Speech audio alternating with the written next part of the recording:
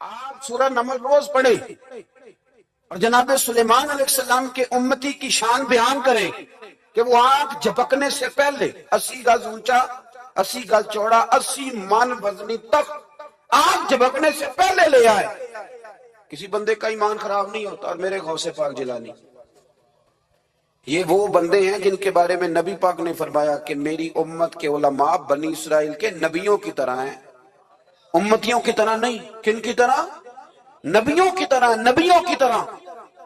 حضرت غوث پاک رضی اللہ تعالیٰ ہم کو ملانگ لوگ نہیں ہیں الحمدللہ تعالی. ہم تو غوث پاک کی کرامت بھی مانتے ہیں پر قرآن و سنت کی اینک لگا کے مانتے ہیں. یہ میری بات سمجھ لیں. حضرت غوث پاک رضی اللہ تعالیٰ نے طالب علموں کو سبق پڑھا رہے تھے تو سبق پڑھاتے پڑھاتے نا ہاتھ آگے بڑھایا تو اچانک ہاتھ واپس آیا تو گیلا ہو گیا تھا سارا. تو شاگرد بھی بڑے سیانے ہوتے ہیں، انہوں نے سبق چھوڑ دیا، استاد جی کے گیلے بازو کو دیکھنا شروع کیا.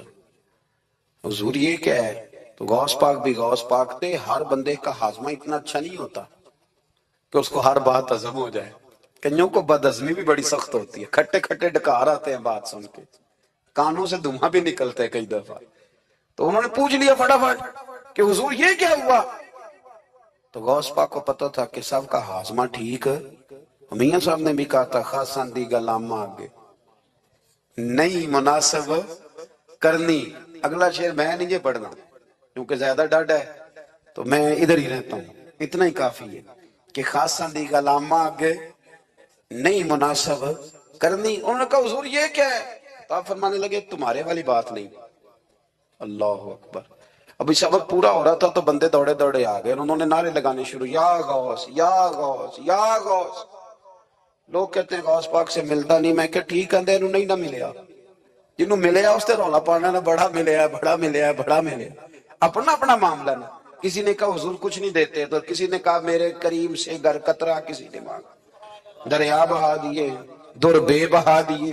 جس کو ملا وہ تو شور کرے گا. تو تھوڑی دیر کے بعد ہی بندے پہنچ گئے، انہوں نے آ کے یا غوث کے نعرے بھی لگائے، وہ مچلے بھی، وہ روئے بھی، وہ قدم بھی چومے، اپنے مقدر پہ ناز بھی کیا. شکر ہے اللہ کا، اللہ نے ہمیں آپ کا غلام بنایا، شکر ہے. تو طالب علموں نے پوچھا ہوا کیا؟ کہنے لگے کشتی میں بیٹھے تھے تو ڈوبنے لگی تھی. تو ہم نے کہا کہ ہم تو غوث پاک کے ماننے والے ہیں. تو پھر حضور غوث اعظم کا دست مبارک نمودار ہوا ہے اور کشتی کو پکڑ کے کنارے لگا دیا ہے، کشتی کو پکڑ کے کنارے لگا دیا ہے. ایک قریب کہنے لگا یہ کیسے ہو سکتا ہے؟ تو دوسرا اس کی کمر پہ تھپکے دے کے کہنے لگا ویسے ہی ہو سکتا ہے جیسے آصف بن برقیہ کے ذات ہوا تھا، بالکل ویسے ہی ہو سکتا ہے. سیدنا غوث اعظم کی کرامات اتنی متواتر کے ساتھ ہیں کہ ملا علی قاری فرماتے اتنی تو کرامتیں سنی نہیں جتنی غوث پاک کو اللہ نے عطا فرمائی. رب کریم نے انہیں درجہ دیا، وقار دیا، ان کی دعاؤں کو قبولیت دی. اللہ نے انہیں اعزاز کے ساتھ نوازا، اللہ نے ان پر فضل فرمایا. ایک تاجر تھا تو ملک شام جاتا تھا اکثر تجارت کرنے کے لیے، مال کما کے لاتا، غریبوں کی بھی مدد کرتا، مدارس کی، مساجد کی، سب جگہ جہاں دین کی ضرورت ہوتی پہنچتا. ایک بغداد میں اور درویش بھی گزرے جن کا نام شیخ حماد ہے، وہ بھی بڑے درویش تھے. وہ تاجر شیخ حماد کے پاس گیا، کہنے لگا میرے لیے دعا کر دے، میں جا رہا ہوں سفر کے لیے. تو انہوں نے کہا میں صبح بتاؤں گا. استخارہ کیا، صبح کہنے لگے نہ جانا، تیرا مال بھی لٹ جائے گا اور تو قتل بھی ہو جائے گا. وہ بڑا پریشان ہوا، حضور غوث پاک کے پاس گیا، کہنے لگا حضور وہاں بھی میں نے کہلا بھیج دیا ہے، سامان میرا پڑا ہے، جاؤں گا نہیں، پیمنٹ نہیں کروں گا، ملے گا نہیں تو خسارہ ہو جائے گا، مہربانی فرمائے. غوث پاک نے مراقبہ کیا، فرمایا تو جا اللہ خیر کرے گا، تو جا اللہ خیر کرے گا. مرید کا عمل کے یقین، پیر کا عمل کے یقین. چلے آپ فیصلہ کر لیں تو میں آگے بڑھتا ہوں. حضرت غوث اعظم رضی اللہ تعالیٰ عنہ نے مرید سے کہا تو جا اور اللہ خیر کرے گا. وہ گیا، کہتے میں نے پیمنٹ کی، مال لیا، واپس آیا. گھوڑوں کا سفر تھا، رستے میں رات کو ایک جگہ سویا، خواب دیکھتا ہوں. خواب میں ڈاکو آ گئے، انہوں نے پہلے مال لوٹا پھر مجھے قتل کیا، اور جب میرے گردن پر انہوں نے خنجر چلائی، خواب دیکھ رہا ہوں تو میری فٹافٹ آنکھ کھل گئی، اور جب میری آنکھ کھلی تو میں اسی وقت ہی رخت سفر باندھا سرپٹ گھوڑے دڑائے، کچھ رات کو کچھ دن کو، سویرے بغداد پہنچ گیا۔ کہتے خیال تھا کہ پہلے غوث پاک کے پاس جاؤں گا، لیکن پہلے شیخ حماد سے ملاقات ہوگی۔ میرا چہرہ دیکھا، پریشان تو دیکھ کے مسکرائے، فرمانے لگے بھی تیرا پیر بڑا شاندار ہے، تیرا پیر بڑا شاندار ہے۔ وہ کام جو حقیقت میں ہونا تھا نا، حقیقت میں انہوں نے دعا کی ہے تو رب کریم نے اسے خواب بنا دیا ہے۔ ان کی دعا کی برکت سے اللہ نے اسے، اب میں بات مضبوط کرنا چاہتا ہوں تو میں ایک حدیث پاک بھی پڑھ دوں۔ لوگ کہیں گے جی مرنے والا بھی بچ جاتا ہے، عمر بھی بڑھ جاتی ہے، مشکات کی حدیث ہے، ترمذی میں بھی موجود ہے۔ نبی پاک صلی اللہ علیہ وسلم نے فرمایا اگر تم چاہتے ہو رزق بھی بڑھ جائے، عمر بھی لمبی ہو جائے، تو اپنے رشتہ داروں سے اچھا سلوک کرو۔ اس کا مطلب ہے کہ عمر بڑھ جاتی ہے، موت کچھ وقت کے لیے ٹل بھی جاتی ہے۔ حضور غوث پاک کو اللہ نے بڑا اعزاز دیا، بڑی کرامات دی۔ آپ فرمایا کرتے تھے میں نے 40 سال اپنے رب کو راضی کیا مصلی پہ بیٹھ کے، تو میرے مالک نے پھر پوچھا ہے کہ عبد القادر کچھ مانگ لے، کوئی بات کر لے، تو سیدنا غوث اعظم رضی اللہ تعالیٰ عنہ فرماتے ہیں کہ میں نے پھر اپنے رب کریم کی بارگاہ میں عرض کیا مالک جو قیامت تک مجھ سے محبت کرے، فضل کرنا اسے بغیر توبہ کے موت نہ دینا۔ تو میرے رب نے میری اس دعا کو شرف قبولیت عطا فرمایا کہ جو مجھ سے پیار کرے گا، میرا نام لے گا، وہ بغیر توبہ کے نہیں مرے گا۔ جنات بھی آپ کی بارگاہ میں حاضر ہوتے، آپ کو شیخ بحر و بر کہا جاتا ہے۔ جب آپ نے منبر پر بیٹھ کر یہ اعلان فرمایا کہ میرا یہ قدم ہر ولی کی گردن پر ہے، تو خراسان کے جنگلوں میں معین الملت والدین عطائے رسول ہند الولی خواجہ معین الدین اجمیری موجود تھے، تو وہاں اعلان کرنے لگے، کہنے لگے غوث پاک صرف گردن پہ کیوں، آپ میری آنکھوں پہ بھی قدم رکھیں، میرے سر پہ بھی قدم رکھیں۔ اللہ نے ان اولیاء کو بڑا اعزاز دیا، انہیں اللہ نے بڑی شان دی۔ اپنی نسبت اللہ کے بندوں سے مضبوط رکھیں۔ ضروری نہیں کہ آپ کسی جگہ مرید ہی ہوں گے تو آپ کی نسبت مضبوط ہوگی، آپ خواجہ معین الدین سے پیار کریں، آپ حضرت بہاؤالحق نقشبند بخاری سے پیار کریں، داتا علی اجویری سے پیار کریں، آپ غوث پاک جیلانی سے، آپ اللہ کے نیک بندوں سے محبت کریں، ان کا تذکرہ سنیں۔ اب تو پوری مہم چلی ہوئی ہے اللہ کے بندوں کے خلاف، لوگوں نے ایسا وار چلایا کہ بس جی کچھ بھی نہیں جی، آپ چھوڑیں، آپ ڈائریکٹ کتاب و سنت کو پڑھیں، کوئی بھی نہیں جی، کوئی ولی نہیں، تو پھر وہ جو اتنی آیتیں، وہ حدیثیں، وہ سارا کچھ، اس کا مطلب ہے امت میں ولی ہوتے ہی نہیں۔ تو الا ان اولیاء اللہ لا خوف علیہم ولا هم يحزنون کا کیا معنی ہے؟ اس کا کیا مطلب؟ آپ نے تو ملیاں میٹ کر دیا، سارا پوری مہم چلی، اللہ کے بندوں سے پیار کریں۔ اور میرے نبی پاک صلی اللہ علیہ وسلم نے فرمایا جو جس سے پیار کرے گا قیامت کے دن اسی کے ساتھ اٹھایا جائے گا۔ نبی کریم سید عالم صلی اللہ تعالی علیہ وسلم کا محتاج ہے سارا جہان، چلے نہ ایمان 2 قدم بھی اگر تیرا ہم سفر نہ ٹھہرے، اور تیرا حوالہ دیا نہ جائے تو زندگی معتبر نہ ٹھہرے۔ ساری دنیا جناب رسالت معاب صلی اللہ علیہ وسلم کی محتاج ہے۔ آپ اس بات کو سمجھ لیں کہ بڑے ذوق سے، شوق سے، اور ممکن ہے دیانتداری سے بھی کوئی کہہ دے لا الہ الا اللہ، لا الہ الا اللہ، تو وہ مومن نہیں ہو سکتا جب تک کہ محمد رسول اللہ نہیں کہہ دیتا۔ اللہ کریم نے ایک اصول بیان کر دیا ہے کہ اب ایمان ذات رسالت معاب صلی اللہ علیہ وسلم کی لائی ہوئی چیزوں کو ماننے کا نام ہے۔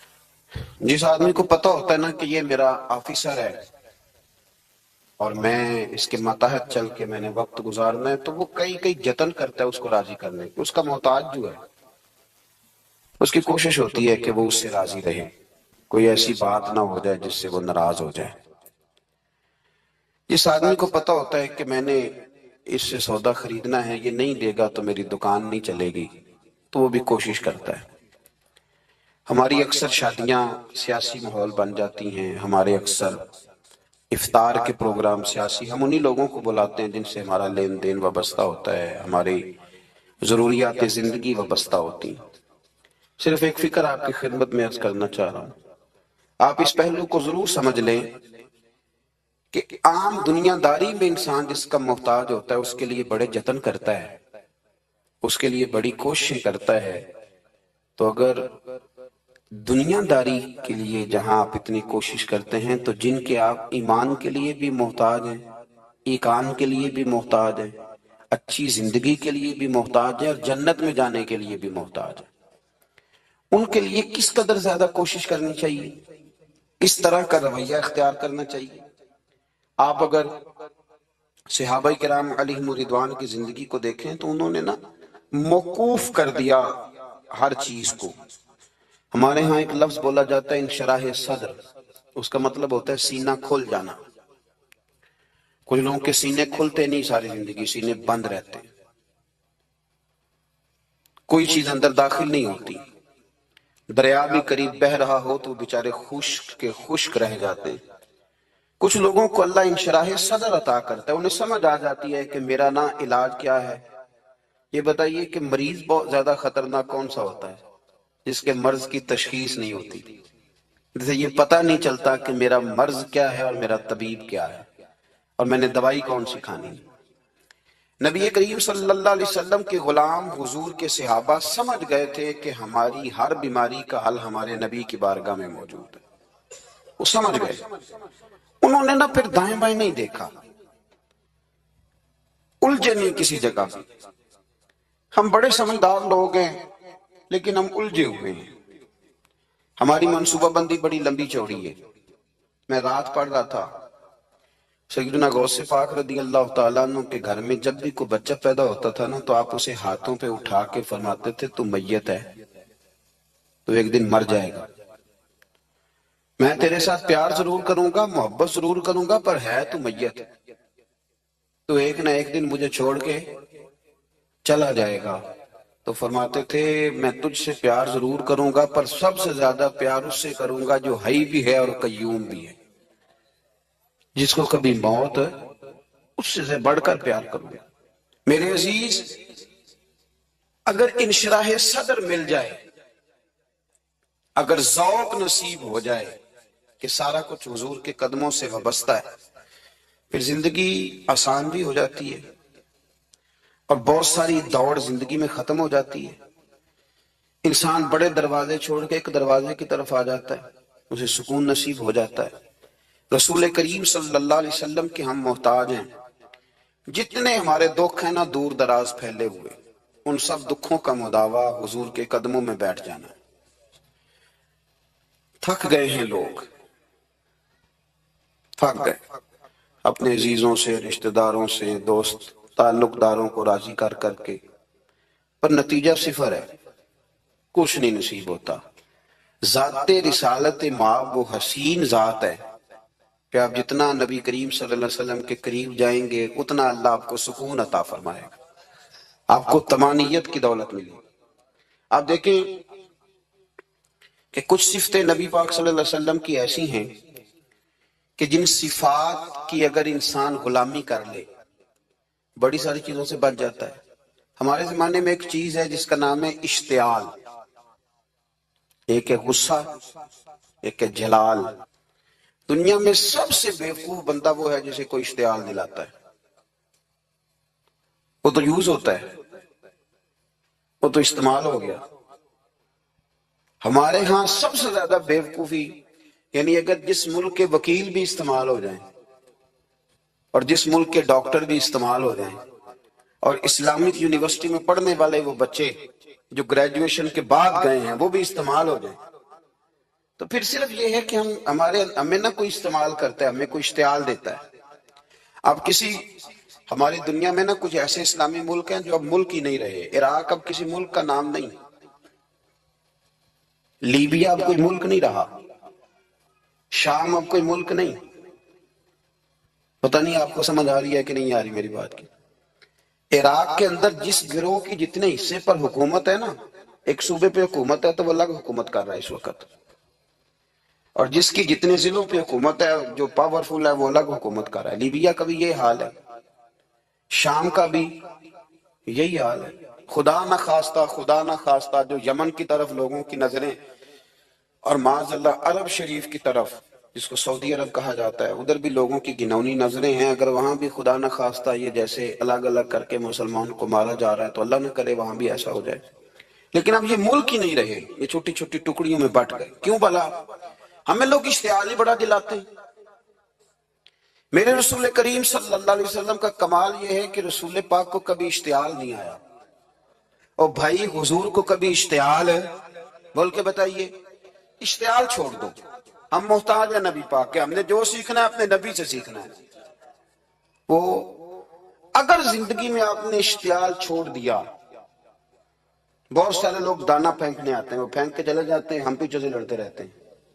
اگر آپ اشتعال چھوڑ جائیں، دیکھو حضور کے میلاد پر میں نے کیا بات چھیڑی ہے، بڑی ضروری سمجھی ہے تو چھیڑی ہے. نبی پاک کو نا اپنے دادا سے بڑا پیار ہے، بڑا. دادا سے، والد سے تو ہوتا ہی ہے، ماں سے تو ہوتا ہی. حضور کو اپنے دادا سے. بخاری شریف میں حدیث ہے، جناب ابو سفیان رضی اللہ تعالیٰ عنہ حدیث کے راوی ہیں، فرماتے ہیں کہ جنگ میں حضور کے ساتھ تھا فتح مکہ کے بعد، تو کافروں نے بڑا شدید حملہ سامنے سے کر دیا. فرماتے ہیں جب انہوں نے شدید حملہ کیا تو مسلمان تھوڑے پیچھے ہٹے. ارادہ یہ تھا کہ نئی منصوبہ بندی کے ساتھ آگے بڑھیں گے. کہتے میں نے نبی پاک صلی اللہ علیہ وسلم کے گھوڑے کی لگام تھمی ہوئی تھی، صحابہ پیچھے ہٹے پر حضور نہیں پیچھے ہٹے اور آگے بڑھے. تو میں نے کہا یا رسول اللہ سب لوگ پیچھے ہٹ رہے ہیں، ذرا پیچھے ہٹ کے نئی حکمت عملی، نئی تازگی کے ساتھ وار کریں گے تاکہ مقابلہ کر سکے. تو جنگ کا موقع ہے، جنگ کا وقت ہے. اور حضور وہاں نعرہ کیا لگاتے ہیں؟ فرمایا پیچھے نہیں ہٹنا. کیوں؟ انا النبی لا کاذب، انا ابن عبد المطلب لا کاذب. فرمایا پیچھے نہیں ہٹنا ہے. ایک تو اس لیے نہیں ہٹنا کہ میں نبی ہوں اور یہ بھی سچ ہے، اور اس لیے بھی پیچھے نہیں ہٹنا کہ میں کوئی معمولی آدمی نہیں، میں عبد المطلب کا پوتا ہوں. اب پیچھے ہٹنا کتنی دلچسپی ہے اپنے دادا کے ساتھ، کتنا پیار ہے. ضروری نہیں دادا پی ایچ ڈی ہو تو پھر ہی پیار کیا جائے، یہ بھی ضروری نہیں کہ دادا کروڑ پتی ہو تو پھر بھی پیار کیا جائے، یا دادا پیر ہو، صوفی ہو، عالم ہو تو پھر ہی پیار کیا جائے. ماں باپ تو ماں باپ ہی ہوتے ہیں، ماں باپ تو ماں باپ ہوتے ہیں. مجھ سے کوئی کہے میں اپنی اماں پہ 6 جلدوں میں کتاب لکھ سکتا ہوں، میں ذمہ داری سے کہہ رہا ہوں، وضو کے ساتھ بیٹھا ہوں. اگر کبھی اللہ مجھے موقع دے تو میں کئی جلدوں میں اپنے والد پر کتاب لکھ سکتا ہوں. یہ ضروری تو نہیں کہ ماں باپ پڑھے لکھے ہوں تو پھر ہی ان پہ لکھا جا سکتا ہے. ماں اگر اپلے بھی تھاپتی ہو نا، اسے الف با تا سا نہ بھی دیکھ کے پڑھنا آتا ہو تو بیٹے سے پیار کتنا کرنا ہے یہ اسے آتا ہوتا ہے. یہ اللہ اسے دیکھ کے بھیجتا ہے، اس کے لیے کسی پی ایچ ڈی کی ضرورت یہ اسے پتا ہوتا ہے. یہ اللہ تعالیٰ اس کے سینے میں پہلے اتارتا ہے. نبی پاک صلی اللہ علیہ وسلم کو بڑا پیار. آنا ابن عبد المطلب، اور میں کوئی معمولی آدمی نہیں، میں عبد المطلب کا پوتا ہوں. یہ جنگوں میں حضور اعلان کرتے. اب دوسری کتاب دیکھی الوفا شریف میں اور شفا شریف میں حدیث ہے، حضرت عمر فاروق راوی فرماتے میں کھڑا تھا، یہودیوں کا ایک بہت بڑا عالم ہے، زید بن دسنا اس کا نام ہے. حضرت بلال حبشی رضی اللہ تعالیٰ عنہ فرماتے ہیں کہ جب کہیں ضرورت پڑتی تھی تو ہم لوگوں سے قرضہ لیتے تھے. وہ ایک دن مجھے کہنے لگا مجھ سے قرضہ لے لیا کرو، میرے پاس پیسے پڑے ہوتے ہیں. میں نے اس سے قرضہ لے لیا نبی پاک صلی اللہ علیہ وسلم کے مہمانوں کے لیے، کیونکہ میری ذمہ داری تھی مہمانوں کی دیکھ بھال. آپ فرماتے ہیں کہ ابھی اس کے حضرت عمر فرماتے ہیں کہ وعدے میں 3 دن باقی تھے، میں حضور کے ساتھ تھا. وہ عالم تھا یہودیوں کا، تورات جانتا تھا. تو چوک میں اس نے کھڑا کر لیا اور کھڑا کر کے کہنے لگا نبی کریم صلی اللہ علیہ وسلم سے کہ میرے پیسے دیں. تو حضور صلی اللہ علیہ وسلم نے فرمایا کہ ابھی تو 3 دن باقی ہیں وعدے میں، انشاءاللہ وعدے پہ دے دیں گے. میں نے جو مضمون چھیڑا ہے وہ میں نے مکمل کرنا ہے، آپ میری بات پہ توجہ کرنا. میں کہہ چکا ہوں کہ حضور کو دادا سے بڑا ہی پیار ہے. اب وہ یہودیوں کا عالم کیا کہتا ہے نبی پاک کو، تانا کس طرح دیتا ہے، معاذ اللہ ثم معاذ اللہ، نقل کفر نہ باشا. جب حضور نے کہا نا ابھی 3 دن باقی ہیں تو کہنے لگا جی معاذ اللہ ثم معاذ اللہ، پھر معاذ اللہ، کروڑ دفعہ معاذ اللہ. کہنے لگا جی عبد المطلب کی اولاد کا طریقہ یہ ہے، پیسے لے لیتے ہیں پھر واپس نہیں کرتے. ہے نا اشتعال والی بات. یعنی ویسے ہی آپ کسی کو کہیں کہ تیرے دادے کی اولاد شادی کا طریقہ ہی وہ گرم ہو جائے گا. اور اگر یہ کہہ دیا جائے اس ذات کے بارے میں جس سے آپ پیار بھی عشق کی حد تک کرتے ہو، تو اب تھپڑ تو بنتے ہیں نا 4. اب ڈنڈا تو بنتا ہے نا، لیکن میرے نبی پاک اشتعال میں نہیں آتے تھے، مزاج نہیں تھا رسول کریم کا۔ نبی کریم صلی اللہ تعالی علیہ وسلم اتنی بڑی بات کر دی کہ حضرت عمر کہتے ہیں میں نے یوں کر کے تلوار پہ ہاتھ رکھا، نکال لی نیام سے باہر، گردن اڑاؤں گا اس گستاخ کی۔ رسول کریم نے فرمایا عمر یہ تو کیا کر رہا ہے؟ تیرے تو ذمہ یہ تھا کہ تو اسے نرمی کا کہتا اور مجھے پیسے دینے کا کہتا۔ اب اس طرح کر، اسے فلاں جگہ لے جا، وہاں کھجوریں پڑی ہیں تول کے دے دے، چل 2 کلو زیادہ بھی دے دینا۔ حضرت عمر فاروق رضی اللہ تعالیٰ عنہ کہتے ہیں میں نے کہا حضور زیادہ کس بات کی، میں تو پوری بھی ذرا ناپ تول کے دوں گا، اور احتیاط سے کس بات کی زیادہ، اس نالائق کو زیادہ دوں؟ حضور فرمانے لگے زیادہ اس لیے دینی ہے کہ تو نے اسے ڈانٹا ہے، تو نے تلوار دکھائی ہے، اب 2-3 کلو زیادہ دینی۔ حضرت عمر کہتے ہیں میں لے گیا اور میں نے 2-3 کلو کھجوریں زیادہ دی، اور وہ میرے اندر جو اس کے بارے میں کوفت تھی وہ جاتی نہیں تھی، میرا دل کرتا تھا کاٹ ڈالوں اسے، اور جب میں نے دے لی نا تو میرے قریب آیا، میرے گھٹنے پہ ہاتھ رکھا۔ آنسو بڑے قیمتی ہوتے ہیں، ایک کبھی نکلتے ہیں۔ کہتے ہیں جب میرے گھٹنے پہ اس نے ہاتھ رکھا تو وہ یہودیوں کا عالم رو پڑا، کہنے لگا عمر تیرا کیا خیال ہے کہ میں بلا وجہ یہ میں نے بات کر دی؟ کہا نہیں، تو روتا کیوں ہے؟ پہلے بے ادبی کرتا اب روتا ہے۔ تو کہنے لگا عمر میں کوئی معمولی آدمی نہیں، میں پڑھا لکھا بندہ ہوں، معمولی ہوتا تو جلدی مان جاتا، میں تورات کا، انجیل کا، زبور کا عالم ہوں، میں نے آخری نبی کی ساری صفتیں اپنی کتابوں میں پڑھی ہیں، میں نے ساری باتیں چھپ چھپ کے نبی پاک میں دیکھ لی تھی۔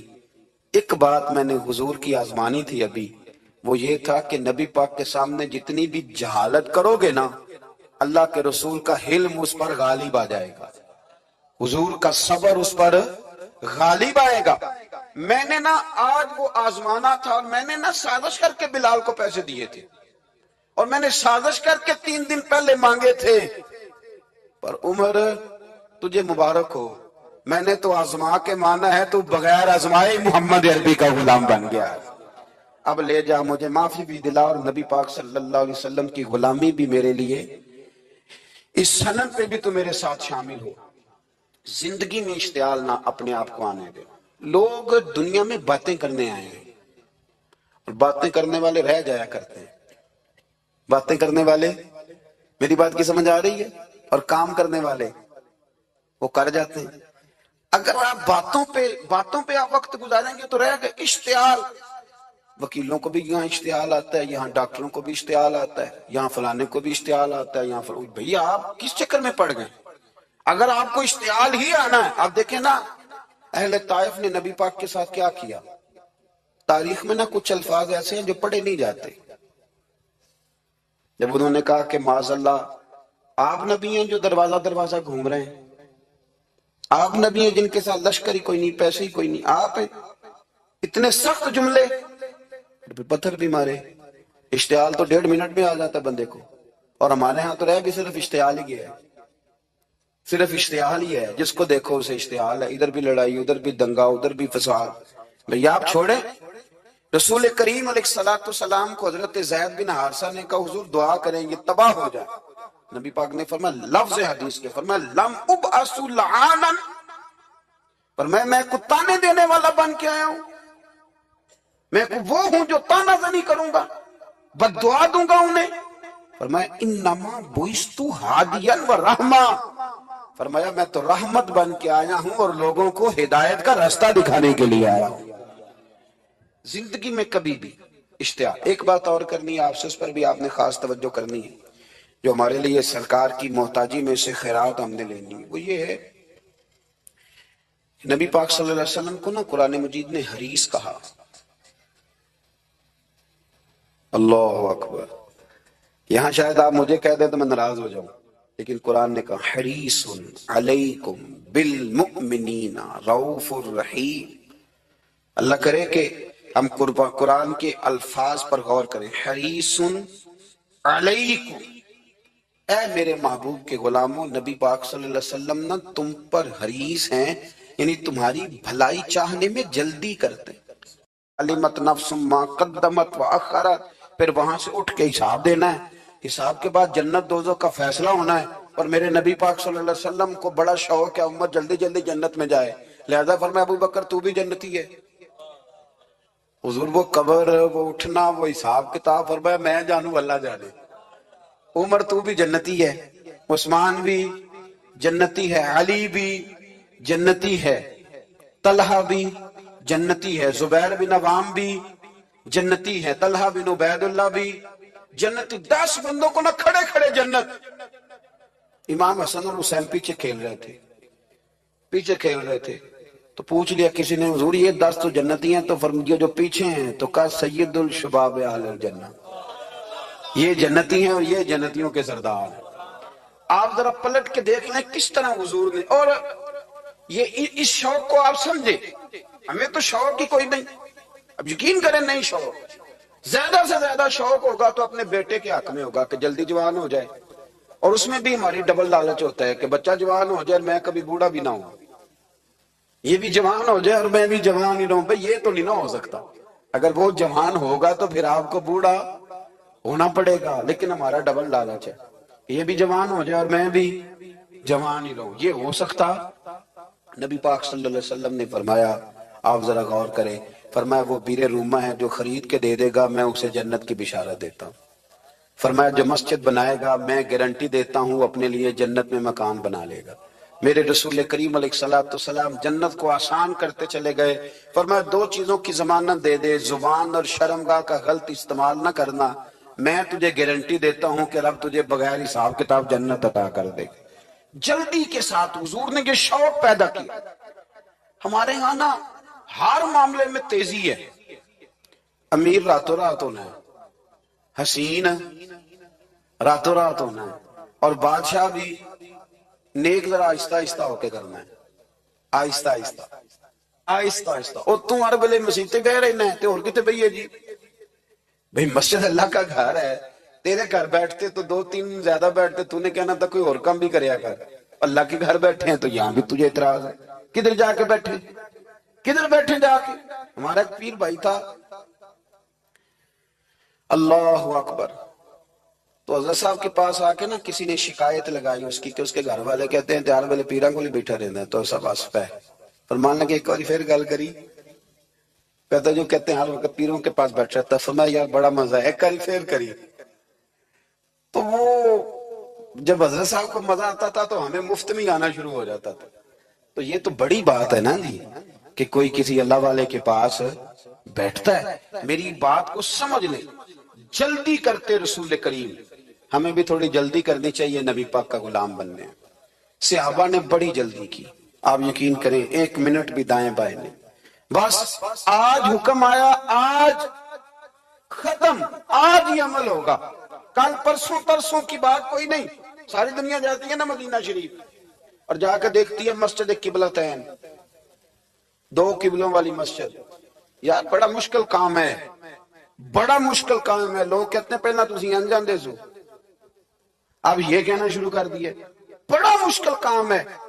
حضور نے 4 رکعتوں والی نماز 2 ادھر منہ کر کے پڑھائی اور پھر 2 رکھتے ہیں. اور یار مشکل ہے کام، بڑا مشکل. یہاں تو میرے بھائی پگڑی کا سٹائل بدل ناراض ہو جاتے. اور میرے رسول کریم صلی اللہ علیہ وسلم نے کعبے کا رخ ہی پھیر لیا تو سلام کے بعد صحابہ نے سوال نہیں کیا. کسی نے پوچھا کل تم نے 2 ادھر پڑھی تھی آج 2 ادھر پڑھی، انہوں نے کہا ہم نے قبلہ نہیں دیکھا، ہم نے تو یہ دیکھا امام کدھر جا رہا ہے. آجیو آؤ شہنشاہ کا روضہ دیکھو، کعبہ تو دیکھ چکے اب کعبے کا بھی کعبہ دیکھو. جلدی کریں، وقت بڑا تھوڑا ہے. بیماری فٹافٹ آ جاتی ہے کچھ پتہ نہیں چلتا، کمزوری فٹافٹ آ جاتی ہے کچھ پتہ نہیں چلتا. بہت سارے حالات ہیں جو جلدی خراب ہو جاتے. نبی پاک صلی اللہ تعالی علیہ وسلم نے نا اپنی امت کو بڑی ساری خیر اللہ سے لے کے دی. ہمارا دین بڑی جلدی مکمل ہوا، 23 سالوں میں مکمل دین حضور نے ہمیں عطا فرمایا.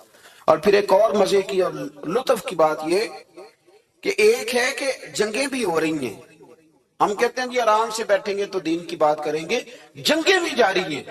بدر ہے، احد ہے، آخر دم تک. جس دن سرکار کا وصال ہوا اس دن بھی نبی پاک صلی اللہ علیہ وسلم نے لشکر روانہ کیا، اس دن بھی لشکر روانہ کیا. جنگیں بھی ہو رہی ہیں اور ساتھ ساتھ رسول پاک نماز، عبادت، تہجد، مسواک، شریعت، دین، تقوی، پرہیزگاری، ان ساری باتوں کا درس بھی بیان فرما رہے. ہم کہتے ہیں جی وہ فلانے حالات ٹھیک ہو جائیں گے کاروباری تو پھر میں مسجد ہوں. بھئی حالت جنگ میں بھی جنگ بھی چلتی رہتی تھی، تہجد بھی چلتی رہتی تھی. وہاں یہ حال تھا کہ وہاں پریشانی بھی چلتی رہتی تھی اور درود و سلام بھی چلتا رہتا تھا. میرے رسول کریم صلی اللہ علیہ وسلم کے غلاموں، اپنے زندگی میں ناکام وہ لوگ وہ جنہوں نے وقت ضائع کیا. وقت نہیں ضائع کرے. ایک آدھ بات حضور غوث پاک کی عرض کرتا ہوں. حضور غوث پاک رضی اللہ تعالیٰ عنہ نے نا نبی پاک صلی اللہ علیہ وسلم کی اتباع میں وقت گزارا ہے.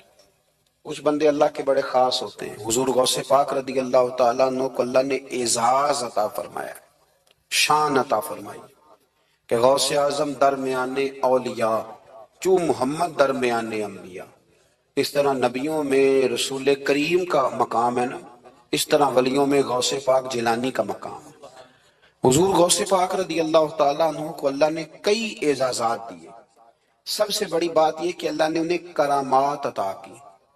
کرامت دین کا پورا ایک حصہ ہے. ہمارے یہاں نا لوگ کہتے ہیں اخلاق بیان کریں جی، وہ کہتے کیا تھے؟ کرامت کیا ہوتی؟ بھئی کرامت تو قرآن پاک میں بیان فرمائی. آصف بن برخیہ جناب بلقیس کا ملکہ بلقیس کا تخت لائے تھے. یہ اللہ نے کیوں آیت نازل کی قرآن پاک میں؟ وہ قصہ کہانی ہے کہ وہ جی تخت لائے. یہ کیوں بیان کی؟ اور تخت آیا کس طرح آیا؟ انہوں نے کہا کہ آنکھ جھپکنے سے پہلے آ جائے گا. پھر آیا کہ نہیں آیا؟ ان سے پوچھا یہ کیسے آیا؟ کہنے لگے ھذا من فضل ربی. او سنگیو، صرف حضرت سلیمان علیہ السلام کا امتی تخت لا سکتا ہے، نبی پاک کا غلام نہیں لا سکتا؟ یار آپ نے کرامت کا انکار کر کے اپنے آپ کو کمزور کر لیے. اور نہیں جی نہیں، یہ کیسے ہو؟ کیا مطلب ہے اس کا؟ اور حضرت ابو ذر غفاری نے عرض کیا تھا یا رسول اللہ اگر وہ ان جیسے عمل نہ بھی کرے تو فرمایا اللہ بڑا کریم ہے، ایمان کی سلامتی سے جائے اللہ ان کے ساتھ ہی کھڑا فرما دے گا. حضرت محدث اعظم پاکستان مولانا سردار احمد صاحب رحمۃ اللہ علیہ بڑے مصروف آدمی تھے، پر بڑھاپے کے عالم میں بھی نا شیخ الحدیث تھے. شاید اتنے کسی کے شاگرد دنیا میں ہوں جتنے حضرت کے تھے. ہر جمعرات کو فیصل آباد سے لاہور آتے تھے داتا صاحب کے مزار پہ حاضری دے. ہر جمعرات. چند دن پہلے ہمارے ایک بزرگ افریقہ سے آئے ہوئے تھے، افریقہ سے. تو پوچھا حضرت جی خیریت سے آنا ہوا؟ تو کہنے لگے پہلا مقصد تو داتا صاحب کے مزار پہ حاضری دینا اور باقی اس کے بعد. تو ہر جمعرات کو حضرت محدث اعظم رحمۃ اللہ علیہ آتے تھے. ہر جمعرات. ایک مولوی صاحب نے ایک دفعہ شوشہ چھوڑ دیا لاہور میں کہ داتا صاحب کی قبر تو قلعے میں. لوگ شوشہ چھوڑتے رہتے ہیں نا کہ چلو کسی طریقے سے بندے ہٹائے جائیں، پر جن کی محبت اللہ دلوں میں پیدا کرے ان سے کیسے ہٹایا جائے؟ وہ جی ادھر قبر ہی نہیں، وہ تو قلعے میں ہے. وہ تجھے کون بتا گیا؟ کہتا جی میں نے ایک روایت پڑھی، فلانے بندے نے لکھا ہے. چلو جی الجھاؤ بن گیا. ہمارے ہاں جو انوکھی بات کر دے اس پہ بحث بھی شروع ہو جاتی. بڑی لے دے ہوئی، بڑا کچھ ہوا. سید ابو البرکات شاہ صاحب ایک بہت بڑے عالم گزرے ہیں. داتا صاحب کے مزار سے تھوڑا سا آپ آگے بڑھیں تو حزب الاناف بہت بڑا مدرسہ ہے. اس کے وہ شیخ الحدیث تھے، اعلیٰ حضرت کے خلیفہ تھے، سید تھے. حضرت مولانا سردار احمد صاحب سپیشل فیصل آباد سے آئے. سید صاحب کو وہاں سے ساتھ لیا. داتا صاحب کی مسجد کا اسپیکر کھولا اور کھول کے فرمانے لگے جس بندے کو شک ہے نا کہ داتا صاحب یہاں موجود نہیں، قلعے میں ہیں، وہ آ جائے. میں داتا صاحب کو آواز دوں گا، داتا صاحب قبر سے بول کے کہیں گے میں اندر ہی ہوں. آ جائے میں آواز دے. بات ویسے کافی بڑی ہے، آپ کے اگر ذوق اس پر توجہ دے تو. داتا صاحب اندر سے بولیں گے اور کہیں گے کہ نہیں میں یہی ہوں. وہ سید صاحب کہتے ہیں کہ مینوں تو ایک کار تے نہیں دسی گل، ساتھ ہی لے آئے ہو، وہ گھر میں بتانا تھا.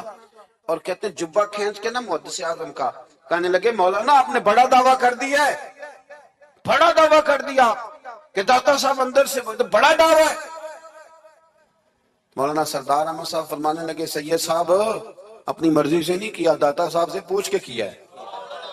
داتا صاحب نے مجھے کہا ہے تو آواز دینا اور میں اندر سے بول پڑوں گا. فرمایا میں کل شام تک ادھر بیٹھا ہوں، جس کا دل کرے وہ آئے.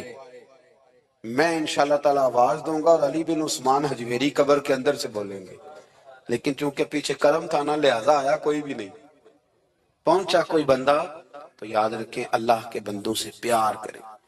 تنقید والے بندے ساری زندگی بیچارے اسی کھاتے میں رہے، کچھ نہیں بن سکا، خود بھی بے سرور رہے، دوسروں کو بھی بے سواد کیا.